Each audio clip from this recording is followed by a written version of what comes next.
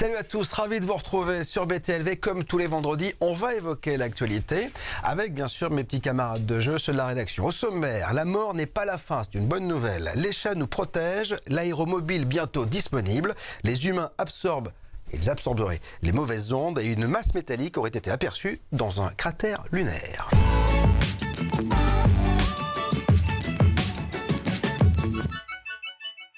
Alors, je le disais, l'actu La Rédac-vous, c'est la rédaction, à commencer par celui qui la préside. C'est le rédacteur en chef de cette grande maison, c'est François Demier. Salut François. Salut Bob. Ça va bien? En pleine forme. Tant mieux. Thierry Penat est avec nous. Salut Thierry. Salut Bob. Heureux? Oh oui, sur une J'ai vu que tu as chemise fait un blanche. effort sur tes cheveux. Hein. Tu as vu? Ouais, J'ai trouvé un truc génial, c'est vraiment extraordinaire, je vous le conseille. Si vous ne connaissez pas, c'est le coiffeur. Alors moi, ça fait Il y a longtemps des- que j'ai oui. abandonné l'idée d'y retourner. Hein. Deux grands témoins cette semaine, à commencer par Françoise Malby-Antony. Bonsoir, bonjour. Bonjour, bonsoir. Ravi de... Oui, je dis ça parce qu'en fait, on est écouté aux quatre coins de la planète. Il y a les Québécois, pour eux, c'est le matin. Nous, c'est l'après-midi. Il y en a qui sont aux quatre coins de la planète. On est ravis de vous accueillir. Alors, vous venez de publier cet ouvrage, Un éléphant dans ma cuisine. Alors, il y a quelque chose qui m'a intéressé dans votre parcours. On va le développer au fur et à mesure de cette émission. C'est que vous n'étiez pas du tout destiné à vous retrouver dans une réserve en Afrique du Sud. Hein. Et il s'est passé plein de choses. Absolument. C'est une vie absolument incroyable. Et puis, une question. Il y a encore de la vaisselle dans la cuisine avec l'éléphant ou pas? Ce sont des animaux très délicats. Vous savez. Bon, alors, C'était un petit bébé, hein, elle Bon. avait, Oui, bon, elle avait enfin, que 7 jours. Un petit bébé, c'est quand même balèze. On va revenir sur toutes les aventures que vous avez pu vivre et que vous racontez et que vous égrenez dans cet ouvrage. À côté de vous, l'autre grand témoin, c'est Julien Perron. Salut Julien. Salut, Ça va bien? Ouais, très bien, merci. Alors toi, tu viens parce que il y a cette nouvelle édition. On en a parlé déjà depuis pas mal de temps. C'est le Festival École de la Vie. Alors, on s'aperçoit là aussi que c'est le festival qui explose de plus en plus. C'est-à-dire que je m'amuse toujours à dire, au début vous étiez 5, vous êtes 12 000 visiteurs à peu près maintenant. Ouais. Donc on voit qu'il y a une vraie volonté d'une autre éducation en France, hein, c'est ça? Très clairement. Ah ouais. Tout le monde remet, alors pas forcément en question, mais en tout cas, il y a un vrai besoin. Que ce soit des enseignants, des parents ou des enfants, on voit bien que notre système éducatif est arrivé un peu à... comme si c'était à bout de souffle. Et donc il évolue, mais il évolue pas assez rapidement. Donc du coup, il y a plein de solutions qui existent à l'extérieur de ce système. Et il y a des solutions qui commencent à se mettre en place à l'intérieur du système, mais c'est trop long. C'est beaucoup trop long. Donc du coup, ce festival, il prend de l'ampleur parce que ça intéresse tout le monde, les enseignants, les parents et les enfants. Alors, on va y revenir, bien évidemment, sur ce festival. Vous allez tous les deux pouvoir commenter l'actualité qui va être donnée ici. Avant cela, on va se retourner vers cet éléphant qui est dans votre cuisine, Françoise. Alors, c'est une réserve africaine. En fait, je le disais, vous n'étiez pas du tout destiné à vivre dans une réserve africaine, et puis vous êtes tombée amoureuse, et l'amour a fait que vous êtes retrouvée avec votre éléphant à la cuisine. Alors, comment on vit aujourd'hui quand on n'est pas du tout destiné à tout cela? Alors, pas aujourd'hui, ça fait un moment que vous êtes là-bas, mais c'est quoi le changement, le gap? Alors, l'amour, je le disais, bien évidemment, votre compagnon est décédé en 2012, hein, si je ne m'abuse. C'est ça. Comment il y a un gap quand même. Là, on se retrouve avec des animaux, puis c'est pas des chiens et des chats. Ouais, c'est ça. Disons que quand mon mari a décidé il y a 20 ans m'a annoncé qu'on allait vivre en plein milieu du Zululand, dans une réserve animalière, je crois que je n'avais pas la moindre idée de ce qu'il disait, mais pourquoi pas, l'aventure. On venait de vivre déjà 10 ans, mais en ville, à Durban. Et il était dans les affaires, moi j'étais dans d'autres domaines, dans la mode. Et donc ça a été un choc culturel. Je me suis retrouvé en plein milieu de la brousse. Et mon premier contact avec la nature, si je puis dire, parce que j'ai jamais vraiment eu d'animaux dans ma vie. J'avais une famille qui aimait pas trop les animaux, donc vraiment, ce qui prouve qu'on peut changer dans la vie. Et je me suis retrouvé là-bas. Pour vous donner une idée, la première fois, c'était une très ancienne réserve, 1500 hectares, pas en très bon état. Elle appartenait à un chasseur avant. Et nous avons décidé de changer complètement le concept, de l'avoir appelé Tula Tula, qui veut dire paix et tranquillité, paix et sérénité. Et aucune chasse, bien sûr. Et je me suis retrouvé dans cette vieille maison avec une climatisation cassée, etc. Et j'étais en train de faire la cuisine ce soir-là. Et on venait juste d'arriver dans cette réserve. Et je vois tout d'un coup une petite souris qui tombe sur ma cuisinière. Je dis, tiens, c'est mignon, une petite souris qui sort de la climatisation. Et 2 secondes après, un serpent, pouf, et un serpent qui avale la petite souris. Alors déjà, je savais pas que les serpents, ça mangeait les petites souris. Mais un serpent sur ma cuisinière, non, c'était quand même le choc culturel. Et ensuite, de cela, je me suis aperçu, j'avais beaucoup à apprendre. Ouais. J'avais beaucoup pour m'adapter, et puis après ça, nos éléphants sont arrivés. Nos éléphants sont arrivés. C'est un vrai coup de cœur, les éléphants. Hein. Pardon ? C'est un vrai coup de cœur, Un visiblement. vrai coup de cœur. C'est des animaux extraordinaires. Et je dis toujours, les humains, on a tellement à apprendre d'eux. Et donc, ça a été un grand moment, l'arrivée de ces éléphants. Ces éléphants se sont échappés 24 heures après. Là, c'était un grand moment également. Une semaine pour les retrouver parce qu'on peut perdre cet éléphant. D'accord. On peut perdre ces éléphants. Ils font 4 tonnes, mais on les perd dans la nature. Est-ce que c'est l'éléphant qui vous choisit? Je dis ça parce que quand ils viennent vous voir, un éléphant, ça peut être ultra méchant, comme ça peut être très agréable, quoi. Donc avec s'il y a une connivence avec la personne. Bien, comme tous les animaux, de toute façon, un animal ne va ça va être uniquement quand il est sur la défensive qu'il va attaquer. Sinon, les éléphants, ce sont des gentle giants, comme on l'appelle en anglais, ce sont des animaux ils sont intelligents, ils sont d'une dignité, un respect. Ce sont des animaux, de toute façon, ils ont quelque chose d'extraordinaire, c'est la gratitude. Ils savent que nous les avons sauvés de la mort. Enfin, mon mari a réussi à avoir une communication extraordinaire avec ces éléphants. On a des images où là, l'éléphant n'était pas content de voir une voiture. Et alors, c'est assez marrant sur ces images. Je vous coupe parce que quand je les ai repérées tout à l'heure, c'est quelqu'un qui filme dans la voiture. Et c'est marrant parce que il lâche pas l'affaire, l'éléphant. Hein. C'est un gros plaisantin, lui. Ah ouais. Mais on voit, il s'arrête, un gros clown. Il fait exprès. Oui. Il fait exprès. Et dès que le véhicule s'arrête, il est là, et puis il fait semblant comme si rien ne se passait. Il est très drôle, celui-là. C'est celui-là, il se met toujours à la sortie du lodge, parce que nous avons 2 lodges. Il y a un arbre.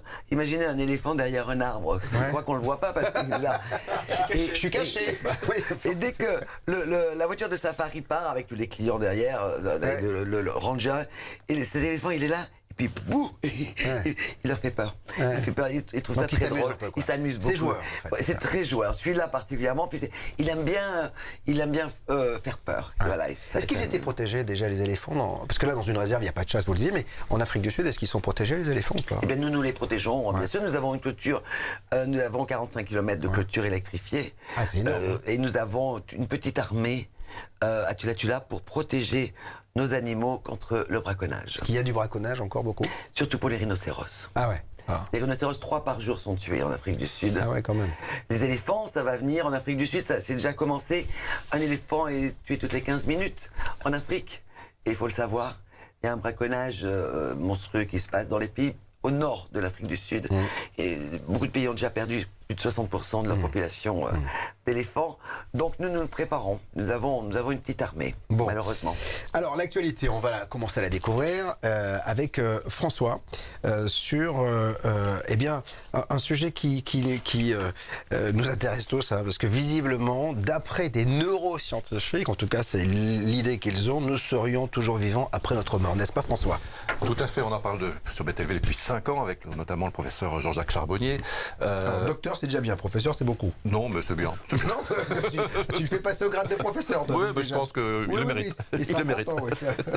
Donc avec le docteur Charbonnier, sur ce passage, sur l'au-delà, finalement personne n'en est revenu. Et pourtant, aujourd'hui, on parle beaucoup de spiritualité partout sur BTLV. Et visiblement, enfin, les scientifiques font le pont entre la spiritualité et la mort. D'accord. Donc, ce sont des chercheurs aux États-Unis, à New York, et ils se sont rendus compte que on était pleinement conscient au moment de la mort. C'est-à-dire qu'on pouvait entendre le médecin qui nous annonçait qu'on était mort, ce qui ne doit pas être très très joyeux. Ah, qu'on était mort. Oui. C'est-à-dire que pas vous allez mourir, c'est on est mort et vous entendez, en fait, voilà. C'est ça. Et ça pose la limite, on a beaucoup parlé sur BTLV, à partir de quel moment on est mort. Alors, d'après l'étude, ils expliquent qu'on est mort au moment où le cœur s'arrête. Donc, si on part de ce concept-là, évidemment, il y a beaucoup de gens qui sont morts et qui en sont revenus. Et donc, ils sont partis aussi du film L'expérience interdite, dont on a beaucoup parlé. Et donc, ils ont fait des expériences, ils ont fait des patients d'Europe et des États-Unis. Ils ont eu un panel et tous ont raconté donc la même expérience. Et donc, il y avait déjà une expérience en 2013 où on s'était rendu compte que lors du décès, il y avait vraiment une intensification de l'énergie cérébrale. Donc ça, c'est des scientifiques qui le disent. Donc il se passe quelque chose, quoi. Ouais. Donc ça, une explosion. Mais on avait reçu le docteur Jean-Pierre Jourdain ici, on Voilà. travaille là-dessus. Effectivement, il disait que cérébralement, il se passait quelque chose. Alors après, est-ce que c'est chimique ou est-ce que c'est la conscience qui fait bouger les choses? Mais quoi qu'il en soit, il se passe quelque chose, ça c'est sûr. Mais alors, c'est le docteur Parnia donc, qui a mené cette étude et il s'est rendu compte qu'au moment donc, où le cœur s'arrête, cela signifie que donc pour lui qu'on est mort, donc tout devrait s'arrêter, puisque c'est le cœur qui nous fait vivre finalement. Eh bien, ils ont donc vu que les patients continuaient à voir et à entendre, puisque Voir et entendre Oui. alors que le cœur s'est arrêté. C'est hallucinant. Puisque Ça veut après- dire que le côté cérébral continue alors dans ce cas-là. c'est ce qu'ils ont démontré. Ouais, voilà. Et donc, Mais il y a des traditions, dans je ne sais plus quelle religion, tu n'as pas le droit de parler pendant quelques heures, il ne faut pas parler aux défunts, il ne faut rien dire. Si par exemple tu dis que c'était ta grand-mère, c'était une vieille peau de vache, il faut pas le dire, quoi. Parce qu'elle l'entend, tu vois ce que je veux dire. Donc voilà. Donc ces découvertes soulèvent d'importantes questions. Donc si le corps physique est mort et a cessé de fonctionner, Oui. comment une personne pourrait-elle rester consciente? Et donc on en revient sur tous les thèmes favoris de BTLV. Est-ce que la conscience, finalement, elle n'est pas dans le cerveau? Puisqu'on en parle beaucoup ici, on dit souvent que le cerveau, c'est juste comme un écran de poste de Bah, télévision. c'est-à-dire que beaucoup Voilà. de scientifiques extrapolent Voilà. et imaginent que la conscience serait extra-neuronale, c'est-à-dire qu'elle serait à côté de nous finalement cette conscience, et que lorsque le corps lâche, en fait cette conscience se barre quelque part. Après les religieux vont appeler ça l'âme, les scientifiques vont appeler la conscience, On etc. va donner une définition. C'est quoi la conscience en fait? Bah, en fait, c'est pas l'esprit. Ils disent que c'est pas l'esprit. Ah ouais, L'esprit, c'est ok. c'est justement c'est ton cerveau. En fait, D'accord. c'est ta conscience qui anime l'esprit, Ok. visiblement. Parce que la conscience, c'est le seul endroit qu'on n'a pas pu identifier en fait dans le cerveau. Bah Il n'y a pas de région du cerveau. Donc Mais visiblement, il- elle n'est pas dans le cerveau. Il me À semble que l'extérieur. vous connaissez un gars, où vous l'avez vu, c'est un mec qui a la capacité justement de sortir. Oui. Nicolas Fraisse, qu'on a Exactement. reçu Ouais. plusieurs fois. Lui, il ici, parle ouais. de conscience aussi. Ouais. Alors, Mais son cœur continue à battre. Mais son Donc, cœur continue à battre, mais il parle de conscience. Alors, Non, mais- c'est quoi? pour les religieux, pour les chrétiens, enfin pour c'est l'âme. ceux qui ont la foi, c'est l'âme. Ouais. Pour les scientifiques, c'est la conscience. Après, est-ce Ok. qu'elle est pas... Alors, ça m'amène à une question, Françoise. Les éléphants ont un rapport particulier avec la mort, parce que je me souviens de Eddie Mitchell, le cimetière des éléphants. Effectivement, l'éléphant se va se cacher pour mourir, c'est ça? Oui, en général, ils s'isolent. Ils s'isolent. Oui.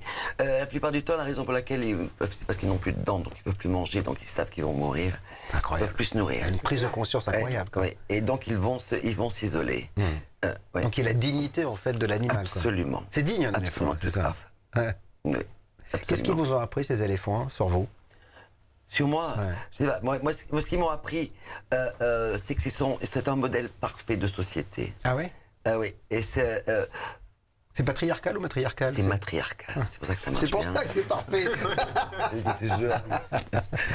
Et c'est matriarcal, et le rôle de la matriarque est de... C'est ça qui est important, toujours, je le dis. Elle guide, dirige son troupeau dans l'intérêt de chacun d'entre eux, de tous. D'accord. C'est ça qui est Donc extraordinaire. personne n'est laissé de côté, quoi. Non, personne n'est laissé de côté. Mais elle n'a pas d'ego. C'est ça que je voulais dire. Les éléphants femelles, en tout cas, n'ont pas d'ego. Les mâles ont un petit peu des problèmes d'ego de temps en temps. Tout comme partout. Mais ils n'ont pas de problème d'ego. Les éléphants également ont la gratitude. Ils expriment leur gratitude et leur appréciation quand vous les aidez. J'ai beaucoup d'exemples à chaque fois que nous avons fait un sauvetage. Les éléphants viennent nous remercier. Même quand il a plu pendant 2 jours, ils viennent me montrer leur joie. Ils montrent leurs émotions. Que ce soit leur joie, leur colère, des fois. Bien sûr. Quand mes chiens sont à la maison, ils montrent leur colère, ils sont pas contents. Mais ils montrent leur joie, ils montrent leur peine. Comme quand ils sont venus payer leur respect à mon mari une fois qu'il est décédé. Ah ouais, ils sont venus? Et ils sont venus 3 années d'affilée, le même jour, la même heure. Incroyable. C'est énorme. La mémoire d'éléphant. C'est même plus que ça, c'est quelque chose qui est au-delà de... Non, il y a une vraie De toute façon, empathie pour la Une personne. empathie, puis de toute façon, parce que Laurens faisait partie de ce troupeau, en quelque sorte. Il était l'un d'entre eux. Non seulement il leur avait sauvé la vie, mais en plus il avait créé une relation extraordinaire avec la matriarque. Et la matriarque qui dirige, qui communique. Et même les enfants, les petits-enfants qui n'ont pas connu forcément Laurens, ont également ce même respect vis-à-vis de Laurens, parce qu'il y a cette communication entre les éléphants. Mais quand le troupeau d'éléphants est arrivé 2 jours après le décès de Laurens pour payer leur respect à la maison, ils se sont alignés devant la maison où on habitait, et en attendant la matriarque en face Et on sentait qu'ils avaient perdu l'un des leurs. Ah ouais. C'était extraordinaire. Ouais. Et quand ils sont revenus l'année d'après, exactement le même jour et la même heure, et l'année d'après également, Ah, ça fait quelque chose. il y a des gens qui peuvent parler de coïncidence. Bon, Ouais. c'est quand même extraordinaire comme Ouais. coïncidence. Alors, vous parlez d'enfants, ça va me permettre de rebondir sur le festival de Julien, le festival L'école pour la vie, hein, c'est ça, hein, Oui, si je oui, ne m'abuse. c'est ça, Il y a d'ailleurs un doc de l'année dernière, c'est ça, vous avez filmé Alors en vous avez fait, fait un non, ça reportage c'est le film qui s'appelle L'école de la vie, Ouais. qui est la suite du premier film que j'avais réalisé, C'est quoi le bonheur pour vous. Ouais. On a fait déjà plus d'1 million de spectateurs Ouais. quand même, avec C'est quoi le bonheur pour vous. Et en fait, celui-là parle d'éducation justement. Donc j'ai rencontré un peu plus de 120 professionnels en France qui proposent des outils pour accompagner les parents, les enfants et les enseignants. Et c'est des personnes que personne ne connaît. Et pour autant, eux, ils sont très connus dans ce que j'appelle dans leur biosphère. Donc c'est des gens qui donnent des conférences partout dans le monde, qui ont écrit plein de livres, mais ils sont pas assez médiatisés. Il faudra en parler plus sur BTLV par exemple, ou à TF1 ou des grands médias, quoi. Et donc le festival pour l'école de la vie met en lumière une partie de ces acteurs, et le film L'école de la vie en met en lumière une quarantaine. Et tout le reste des interviews se trouve sur une chaîne YouTube qui s'appelle Néo Bien-être. Quel rapport il y a entre tous ces acteurs complémentaires, moi j'aime pas dire alternatifs parce que c'est souvent mal vécu, complémentaires à l'éducation nationale? Quel rapport ils ont justement avec cette éducation nationale? Est-ce que c'est compliqué aujourd'hui de proposer autre chose? Parce qu'il y a non. chasse gardée de l'éducation nationale quand même. Non, parce que les outils ils existent depuis des années. Si on prend Montessori, ça fait un siècle quand même que ça existe. Ouais. Donc pour moi, ces acteurs sont présents sur notre territoire et dans le monde, on va dire sur notre territoire, depuis au moins une bonne trentaine d'années. Je vais te donner un exemple. Elle s'appelle Anne-Marie Guignard. Je crois que je vous en ai déjà parlé. Elle a créé une méthodologie qui s'appelle Défi 9. Donc défi comme un défi, le chiffre 9. Et ça permet à n'importe qui, en une semaine, de ne plus faire de faute d'orthographe. On Ça a en été- besoin ici. Ah bah, voilà, on va donner ça à mes petits camarades de jeu parce que je fais professeur de français là. Tous les jours, bah je voilà. passe derrière les Eh fautes ben, d'orthographe. Faut Donc, retenir Anne-Marie Guignard, défi 9. alors, les garçons, vous qui êtes à la régie là-bas, logiciel Défi 9. Défi ouais. 9. Et donc t'imagines, ça a été validé par des scientifiques Ouais. et typiquement l'éducation nationale, de ce que me dit Anne-Marie, ne veut pas en entendre parler. Et pourquoi? Et j'en ai aucune idée. Par contre, toutes les Est-ce qu'on va mettre des profs de français au chômage? je sais pas. Mais toutes les écoles qu'on dit nouvelles ou tu sais les écoles alternatives, Ouais. évidemment eux ils sont friands de ce genre d'outils quoi. Bien sûr. Et donc les acteurs que j'ai rencontrés dans le film et les acteurs qui sont présents au festival pour l'école de la vie, typiquement c'est des gens qui proposent ce type d'outils. Ça marche, ça fonctionne très très bien. Moi je suis dyslexique, tu vois par exemple. Elle c'est une ancienne dys qui a créé cette méthode. Enfin voilà, donc c'est que des gens comme ça, sauf que bon ils sont pas assez mis en lumière. Ouais. Et Bah, comme on est face à des parents qui sont perdus, ouais. à des enseignants qu'on en marre aussi, et puis des enfants qui ont plus envie d'aller à l'école, bah, c'est hyper important de leur dire, bah non, il y a plein de solutions en fait autour de nous. Quoi. Parce que l'école, quand même, c'est un endroit fabuleux. Quand on y pense, moi je me souviens, moi j'y allais parce que j'avais tous les copains, bien sûr, parce que moi j'étais triste quand j'étais malade parce que j'avais pas accès à mes copains. C'est un endroit où il y a des copains, donc voilà. Et c'est un endroit, après, on s'en aperçoit avec le temps, qui est fabuleux parce qu'on apprend plein de choses. Ouais. L'histoire est une discipline fantastique, sauf qu'on nous la livre, on nous la raconte pas. Voilà, alors que l'histoire racontée, elle est juste grandiose. Hein. Bah oui. La géographie, c'est pareil. Voilà, toutes les matières sont. Le problème, c'est qu'on est face à des professeurs finalement on a la sensation qu'ils ont baissé les bras, quoi. Ils en peuvent plus. C'est compliqué en fait. Moi déjà, je tire mon chapeau On se pour les souvient toujours professeurs. d'un ou deux profs dans notre vie, c'est tout. Exactement, ça je suis d'accord avec ça. Mais par contre, il faut quand même se rappeler qu'ils font un travail de dingue. Bien sûr, C'est-à-dire, moi je bien sûr, défie mais c'est quiconque compliqué, d'être attention, professeur un mois. C'est quand même, tu vois, c'est. Jette pas la pierre, hein, mais Il faut vraiment leur remercier en fait pour ce qu'ils font parce que je pense que c'est loin d'être simple. Surtout comme on le disait, il y a des classes maintenant de 30 voire 40 élèves. Et donc pour moi, c'est un vrai challenge de me dire comment on fait si on part du principe qu'il y a 8 intelligences différentes, donc 8 formes d'apprentissage différents, comment on fait pour s'adapter à une classe de 30 C'est challengeant. J'ai pas de réponse à ça. Je sais que dans les pays du Nord, ils ont déjà trouvé des solutions. Notamment, ils ont plusieurs enseignants pour une seule et même classe. Donc, ils se retrouvent avec 4 enseignants pour essayer d'accompagner, comme on le disait, des enfants qui sont peut-être un peu différents dans leur apprentissage. On est tous singuliers, c'est-à-dire que l'apprentissage qu'on va me donner sera peut-être valable pour moi, mais pas C'est pour ce que toi. je C'est dis. ça le. C'est ce que je dis. Ouais, Ouais. c'est ça. Par exemple, je dis une bêtise. Moi, je vais être kinesthésique pour apprendre, et puis toi, tu vas être plutôt visuel. Donc, comment on fait dans une classe où Je il y suis a très visuel. Toi, t'es très visuel. Bah, comment on fait, tu vois, pour identifier l'enfant qui apprend différemment Ouais, de la bien sûr, masse bien sûr. et comment on fait pour l'accompagner. Ouais. Donc c'est ça où là, à mon avis, c'est pas évident. Quoi. Donc c'est ce qu'on trouve, les propositions de cette éducation, donc 3 jours autour de l'éducation positive, du 20 au 22 septembre, du côté de Montpellier, au château de Fleugergue. C'est ça, hein. Tout à fait. Magnifique. Alors on va y revenir, ça c'est la 5e édition. Avant cela, on va passer, on a des liens fantastiques. On parle de l'école, l'éducation, les enfants, on va parler des animaux, mais des chats. Vous avez eu un chat déjà dans votre vie ou pas du tout? Non. Peut-être, oui. J'ai des léopards, mais... Ah, ouais, mais c'est des gros chats, hein, c'est des gros chats. Les chats absorbent visiblement les mauvaises ondes, c'est ça, mon Thierry? Ils Ils nous protègent, ils font quoi? Ils font tout ça. Ah. Ce sont de véritables thérapeutes. Ils sont animaux sacrés en Égypte. Hein, ils ont été symbole de chance et d'abondance en Asie, avec le petit chat qui fait comme ça. Là. Les chats ont toujours... Tu vois dans tous les restaurants. Voilà, c'est ça. Ils ont une ouïe, un odorat hyper développé. Ouais. Ils captent des fréquences sonores 5 fois plus importantes que celles que l'on capte nous. Et effectivement... Ils voient ce qu'on voit pas. Eh bien oui. Et justement, ils voient, regardez, on va voir des photos formidables. Ils ont un champ de vision à 287 degrés. Ouais. Nous, c'est 180. D'accord. Donc c'est très large. Et on va voir, donc ça c'est effectivement la possibilité d'avoir pour les chats... Bah, ils jouent de la musique celui-ci ou pas? Parce que là, il y a une ça, contrebasse, un truc. c'est parce qu'ils entendent de très loin. Ah bon? De très très loin, le micro-son. Parce que je sais que ça voit pas très loin en revanche. Je crois qu'on m'a dit que c'était 8 mètres maxi. Alors on va voir des photos, justement, D'accord. comment on voit les chats également, en sachant qu'ils sont dichromatiques. C'est-à-dire qu'ils Alors, n'ont regardez, il y a un schéma que je crois, le qui arrive bleu sur les et le jaune. yeux, sur l'œil. ça. Nous, Ah, on a le bleu, le rouge et le vert. D'accord. On peut capter ces trois couleurs, ce qui D'accord. fait plein de mélanges. Ok. Eux n'ont que 2 de ces cônes D'accord. colorés, rouge, vert et bleu.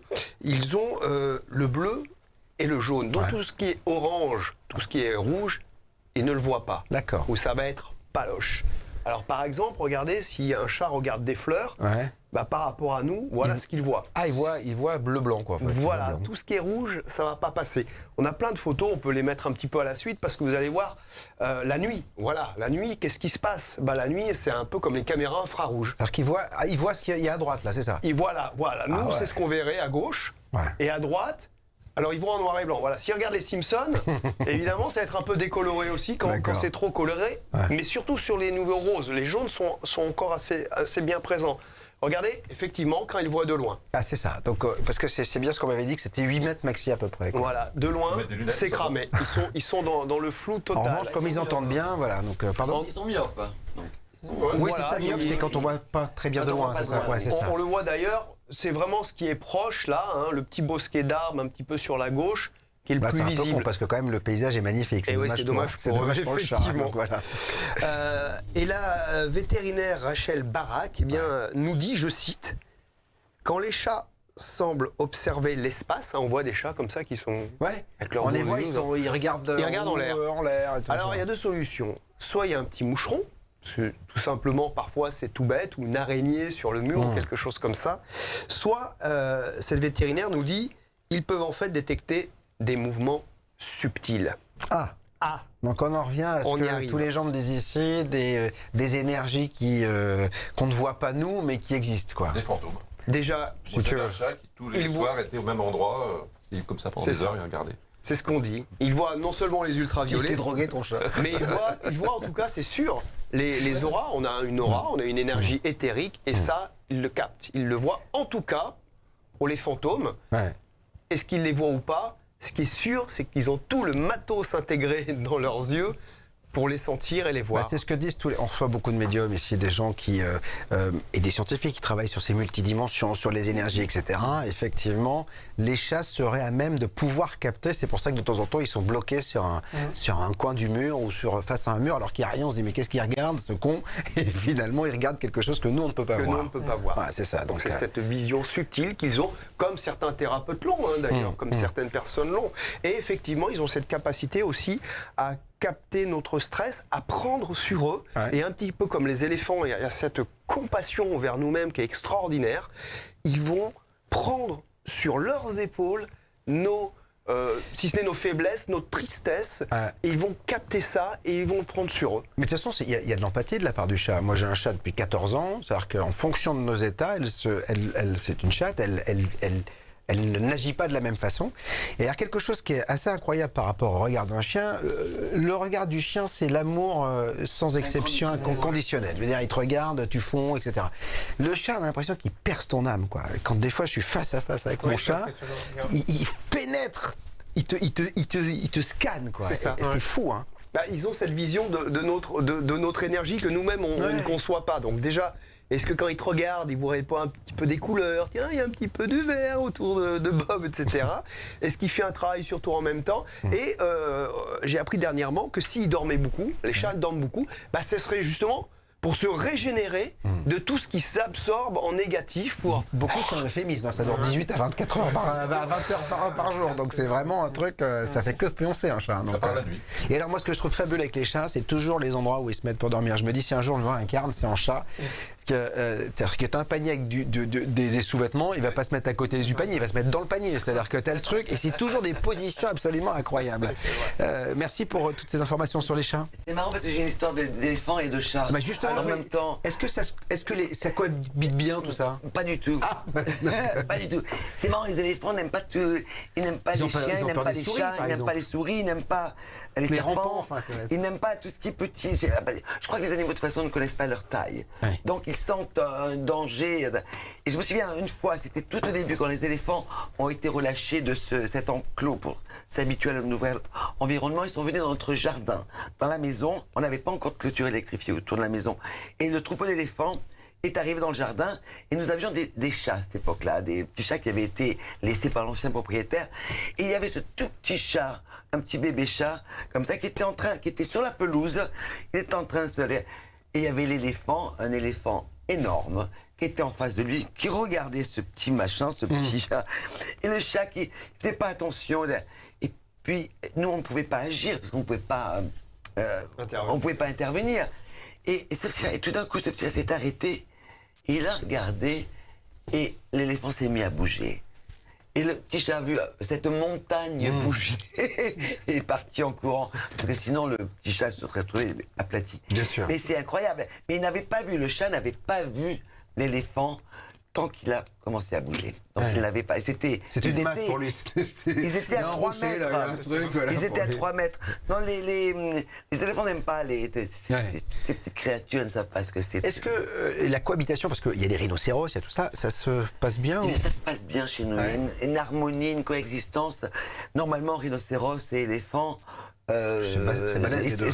Mais nous avons coupé les cornes de nos rhinocéros, donc ils n'ont aucun moyen de se défendre. C'est un moyen de les protéger, le Protéger, fait bien sûr. Comme ça, les braconniers vont pas, normalement, ne devraient pas les attaquer, mais ils les attaquent quand même. Et ça repousse ou pas? Et ça repousse tous les quand ans. On les recoupe tous les ans. Ah, quand même. Tous les 12 mois. Et donc, les éléphants, nous avons un éléphant et un rhinocéros. C'est un genre d'amour, je ne sais pas s'ils s'aiment ou ils se détestent, on ne sait pas. Bref. Comme chien et chat, quoi, en fait. C'est ça. Exactement. Et je crois qu'ils ne savent pas très bien à quoi ils ressemblent. Ils n'ont pas de miroir. Donc, genre de bataille un petit peu, mais sans se faire mal. On le voit là, à l'antenne. Voilà, c'est ça. On voit et une ça, photo. Mais c'est incroyable, elle est magnifique cette photo. Elle est magnifique super. cette photo. Elle est magnifique parce que il n'y a pas d'agressivité. C'est un petit peu de challenge de ego, comme on disait. Moi, je suis toujours étonné par les yeux, parce qu'on va peut-être remontrer la photo en régie, s'il vous plaît. Regardez l'œil du rhinocéros, parce que c'est marrant, parce qu'on sait que c'est quand même, ça peut être violent, mais là, l'œil, il y a de la gentillesse dans l'œil. On le voit dans l'œil. Vous savez, Tabo, parce que tous nos animaux ont un nom, hein. C'est comme des individus. Tabo, le rhinocéros. Il s'appelle Tabo, le rhinocéros. Et l'éléphant, là, c'est Chaka. D'accord. Et donc, Tabo, il a une histoire extraordinaire. Il avait un jour, quand il a été trouvé, sa mère a été tuée par des braconniers. Donc, il était orphelin. Et le premier jour de sa vie, tout ce qu'il a vu, c'est des humains. Donc, il pense qu'il est humain. C'est un gros problème. Nous avons un gros problème avec eux parce qu'il est complètement humanisé. Mais c'est quand même... Quand il passe à table, c'est chiant pour les couverts. Il fait quand même 2,5 tonnes. Oui, c'est ça. Et si vous faire un bisou, il vous écrabouille. Oui, Voilà. Donc il est très affectueux.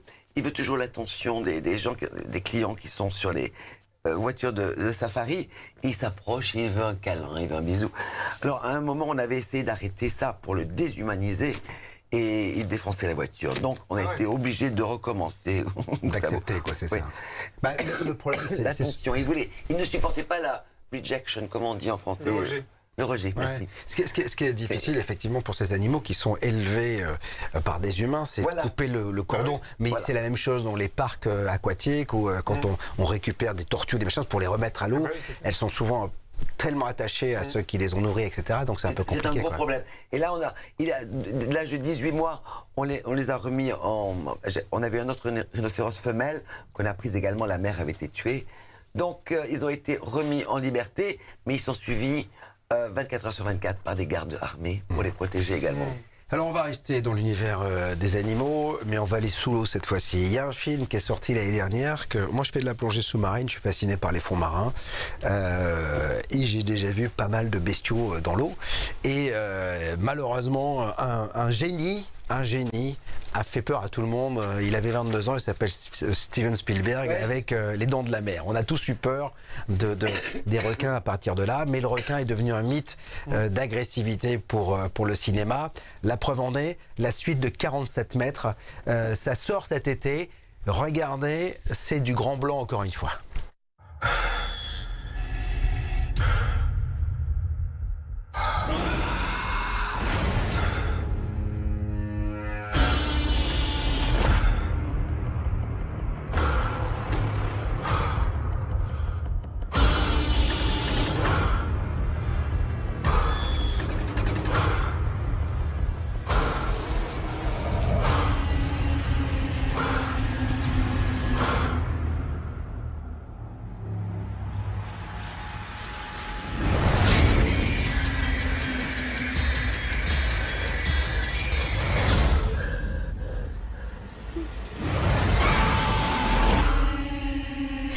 Voilà, juste, ça sort cet été. Je voulais juste dire que vous avez plus de chances de mourir par une piqûre de moustique que par un requin. Voilà, c'est juste parce qu'on donne souvent... C'est beaucoup plus impressionnant par le requin que par le moustique. Mais le plus grand prédateur du monde aujourd'hui reste le moustique. Hein. Il faut quand même le plus grand... Voilà, c'est juste, il faut le savoir. Mais c'est un film à sensation. Donc si vous n'êtes pas encore certain de sortir avec la jeune fille que vous convoitez, emmenez-la au cinéma. Il y a de grandes chances qu'elle se le blottisse dans vos bras. Donc voilà, 47 mètres, 2, c'est au cinéma. On va, sans transition, évoquer les airs cette fois-ci. Avec, on parle beaucoup de taxis volants. Vous savez, non, les taxis, c'est-à-dire que bientôt on va pouvoir prendre le taxi, mais au lieu de rouler, on volera. Souvent des taxis qui sont autonomes, et puis on parle de plus en plus de la voiture autonome, volante. Et on va évoquer l'aéromobile qui va être bientôt disponible. François, c'est ça? Et oui, moi ça me fait peur. Ah bon? Je trouve ça dramatique. Déjà, Déjà, peur de beaucoup de choses quand même. Hein, donc, voilà. déjà les trottinettes, c'est une véritable catastrophe à Paris. Dès qu'on a des trottinettes, imaginez le jour où on va dire monte dans le taxi volant. Donc, Et donc le rêve de cette voiture, c'est pour très très bientôt. C'est une société slovaque qui s'appelle Aéromobile, pas Apéromobile, hein, Aéromobile. T'aurais préféré un Aéromobile, Voilà. c'est marrant. Hein, donc, voilà. Donc on l'a vu à Paris en mai dernier au salon d'innovation Vivatech. Alors c'est C'est développé. les images que l'on voit là, c'est ça? Voilà, donc on va regarder les images. C'est magnifique, elle est belle en tout cas. Elle est belle. Donc, voilà. Donc, là. Voilà. Ça ressemble un peu à une voiture actuelle. Ouais. Une belle voiture actuelle, Voilà. hein, quand même, parce que bon. Et alors ça, mais c'est américain, c'est français, c'est quoi? C'est slovaque. Slovaque, d'accord. Donc c'est développé, donc ça va être bientôt mis en vente très très prochainement en 2022, je crois. Voilà, et à 75 millions de dollars comme d'habitude. Donc voilà, va être c'est très, vrai très qu'il cher. faut être multimilliardaire pour se le faire. Oui, oui, Voilà. tout à fait. Mais il faut le permis de conduire Alors, et de voler aussi, c'est ça? Pour l'instant, c'est pas précisé dans la brochure, mais je pense que Oui, je pense qu'il va falloir quand même un brevet de pilote quand même, parce que là, GPS 3D. parce que quand même, je sais, tu sais, il y a un vrai problème avec ça, c'est que il y avait la législation qui disait, on n'a pas le droit de survoler Paris, par exemple. Tu n'as pas le droit. Bah oui, donc Voilà. ça va Qu'est-ce po- qu'on fait alors? Non, mais c'est pour aller. Donc déjà, la première version, on l'a connue en 2014, avec des très belles performances. Alors sa vitesse de pointe est de 160 km/h, D'accord. et au départ, et on vole 360 km/h. Quand même, ça va vite, hein. Donc Elle est capable de voler à 700 km de distance. D'accord. Et le véhicule passe de mode voiture c'est comme un peu, tu sais, ce film là, comment ça s'appelle, Transformer. Ouais. En 3 minutes, elle passe de voiture à avion. Le vrai problème, c'est que souvent ça, c'est assez marrant parce que ce que je viens de voir là, c'est que souvent on te dit la voiture volante, c'est la solution aux embouteillages. Sauf que là, il faut que tu sois pas dans un embouteillage parce que tu peux pas déployer les ailes. impossible, ouais. Donc Non, c'est mais il impossible. y a en plus un énorme problème. Ah. C'est que Dis-moi pour quel est le l'instant, problème. l'autorisation, elle n'a pas l'autorisation, justement, c'est ce que tu disais, pour rejoindre ce que tu disais, elle n'a pas le droit de partir comme ça dans un embouteillage. Donc si c'est pour voler à la campagne, ça va pas Il faut d'intérêt, qu'elle ait donc, ouais. plus de 600 mètres pour prendre son envol. Ah ouais. 600 mètres. Ouais, D'accord. c'est la législation. Voilà. Ça n'a pas d'intérêt parce que ce qui est intéressant, c'est si ça s'élève comme un hélicoptère. Ça, Mais oui, tu vois. voilà. C'est le principe de l'autogire, hein, ce que j'ai cru voir là, c'est-à-dire qu'il y a des hélices qu'on lance et qui après tournent toutes seules avec l'avancée de la voiture. D'accord. Et c'est surtout grâce à l'hélice arrière que la voiture avance et normalement l'autogire décolle sur 150 mètres. Donc c'est entre l'hélicoptère et l'avion. Donc tu as Ça intérêt décolle d'avoir très, mis très ton vite, GPS, tu dis normalement. attention, dans 300 mètres, embouteillage, et là tu décolles. Sinon t'es cuit. C'est Mais il y a plus simple, hein, c'est à Dubaï, ils ont déjà fait des taxis volants. Ouais, c'est ça. Qui est inspiré du drone, justement, Ouais, quand ouais. ils sont beaucoup plus petits, et puis ça décolle comme ça. Hein, si Alors je est-ce dis que pas de tu y bêtises. vas toi? Est-ce que tu montes dedans? Je sais pas, parce qu'en fait, c'est piloté par quelqu'un d'extérieur. Donc, je sais pas si. Le je mec serais est parti aux confiant. chiottes. C'est vrai. Je sais pas. Ok. Mais par contre, je trouve que ça, c'est un fantasme, en fait, cette voiture volante. Parce que de mémoire, moi j'ai 40 ans, et j'ai l'impression que déjà, quand j'étais gamin, en lisant VSD, par exemple, qui est le magazine VSD, ils parlaient déjà qu'ils allaient sortir et industrialiser une voiture volante. Et pour le moment, tu vois, il y a. une catastrophe entre Ouais. ce qui va nous tomber sur la tête, ce qui roule sur les trottoirs, ça va être. Alors l'enfer. déjà, je sais qu'Amazon a sorti les drones livreurs. ouais. Voilà, donc Oui, oui. voilà, aux Aux États-Unis, c'est-à-dire qu'il y a On des va se drones prendre qui des vous paquets livrent. sur la tête, ça va être Voilà, sympa. donc, quoi. Mais ça, ouais, mais C'est sûr, clair. si on te livre des verres et qu'on te met dedans. Mais déjà que c'est super compliqué là-haut. Il y a des Mais oui. espaces, des Ouais. micro-espaces, des zones où tu peux aller, où tu peux pas aller quand ils sont, pour les pilotes amateurs et les avions de ligne. Alors si on rajoute ça. Et alors, je te parle pas de ce qui se passe dans l'espace, parce que là, on vient Ouais. d'envoyer 12 000 satellites, micro-satellites, pour pouvoir offrir le web à tout le monde. C'est Jeff Bezos, je crois, c'est ça. Ouais. C'est Amazon. ou Elon Musk, je sais pas, Non, c'est l'un des c'est- deux. c'est- Qui est et le problème, c'est que tu te demandes comment il va y avoir de la conquête spatiale, parce qu'il va falloir passer quand même. Si tu- Bon, il y a encore de la place. Le problème, c'est le moindre petit bout, c'est oui. une catastrophe. Ah ouais, Dans c'est le ça. film, là. Comme avec le film Sandra Bullock. Ouais. là, parce que Ça va arriver un jour, un écrou ça, et ça te hein. bousille une station spatiale. C'est juste absolument incroyable. Ils ont prévu déjà des aspirateurs qui vont, des navettes qui vont ramener. Alors déjà, tu peux déjà précommander la voiture. Oui, bien sûr, mais je vais le Donc faire tout à l'heure. Tout de suite. Tu as ton carnet de chèques là. Oui. 1,5 million d'euros. Ah, mais tu vois, Ah, c'est 1,5 million d'euros. Donc, voilà. Je m'attendais à plus, hein. Honnêtement, parce que C'est 1,5 million, je suis sûr, il y a plein de riches sur la planète qui peuvent se les offrir. Exactement. sûr, ouais. Parce qu'il y a des voitures roulantes qui valent ce prix-là. donc, Mais on n'a pas le droit de l'utiliser pour l'instant. Non. Bah, Si, à Dubaï, quoi. Si tu as une piste de 600 mètres, tu peux l'utiliser. C'est tout, on peut y aller après, on Voilà. peut voler. Mais il faut. C'est étonnant, et il n'y a pas de permis pour voler dans les airs. Certainement. Bah, je pense que ça, il doit y avoir des Si, écoles je pour pense apprendre. qu'il faut, super à dangereux. mon avis, il faut un brevet de pilotage, c'est Bah oui, obligatoire. Donc, parce qu'effectivement, puis si jamais ça se casse la gueule sur les gens, t'as intérêt à. L'assurance aussi, ça doit coûter. Ouais, c'est ça. Donc, bon, tout ce qui est autonomie, donc vous montez facilement dans des choses autonomes. Imaginons qu'en Afrique, on vit dans la réserve, voilà, il n'y a plus de chauffeur dans le range. Vous y allez, c'est autonome. Vous y allez ou pas? Non, Oui, je dans la vais. voiture, vous y allez. S'il y a une voiture autonome demain, un Range Rover autonome, sans chauffeur, vous y allez ou pas? Dans la voiture, vous montez facilement? Eh bien, Courageuse ou pas? absolument. Ouais. De toute façon, le courage, c'est de faire ce qu'on a peur de faire, donc Voilà. Ok. faut le faire. Moi, je fais ça Pourquoi tous pas les jours sur les lignes 14, ça marche bien. hein. Ouais, jusqu'au jour où il n'y a personne qui freine, quoi. Bon, on va revenir dans un instant sur vos actualités respectives. Avant cela, on marque une petite pause. BTLV a sélectionné pour vous le ioniseur d'air Tekoya pour en finir avec la pollution et assainir votre habitat. Mais aussi les lunettes Psio pour méditer sans contrainte ni difficulté. Ne perdez pas de temps. Rendez-vous sur btlv.fr pour profiter de cette sélection à prix très réduit.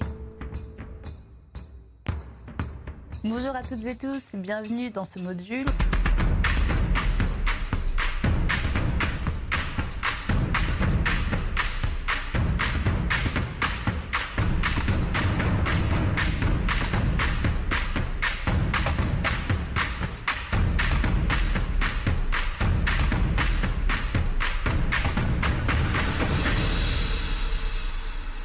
BTLV, analyser, décrypter, comprendre.